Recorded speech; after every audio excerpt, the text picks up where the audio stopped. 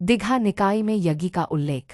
दीघा निकाय के कई सूत्रों में यज्ञों, वैदिक अनुष्ठानों और ब्राह्मणवादी परंपराओं का उल्लेख मिलता है। बुद्ध ने यज्ञों की आलोचना की थी, खासकर उन यज्ञों को जिनमें पशु बलि दी जाती थी। एक कूटदंत सूत कुक्षरे की छेदिया दांत सतह आदर्श यज्ञ पर चर्चा। संदर्भ: यह सूत्र एक ब्राह्मण कूटदंत और बुद्ध के बीच हुई बातचीत का वर्णन करता है। कूटदंत एक बड़ा यज्ञ करना चाहता था और बुद्ध से सलाह लेने आया। बुद्ध का उत्तर: बुद्ध ने कहा कि सर्वोत्तम यज्ञ वह है जिसमें किसी भी जीव की हत्या न हो। उन्होंने एक कहानी सुनाई जिसमें एक राजा ने बिना किसी पशु बलि के यज्ञ किया और महान पुण्य अर्जित किया। बुद्ध ने यह भी कहा कि दान, नैतिकता और ध्यान यज्ञ से अधिक श्रेष्ठ हैं। दो असलायन सूत्र असालियन सतः ब्राह्मण श्रेष्ठता और यज्ञ पर चर्चा। संदर्भ: इसमें एक ब्राह्मण असलायन और बुद्ध के बीच चर्चा होती है। ब्राह्मण असलायन यह मानता था कि केवल ब्राह्मण ही श्रेष्ठ हैं क्योंकि वे यज्ञ करते हैं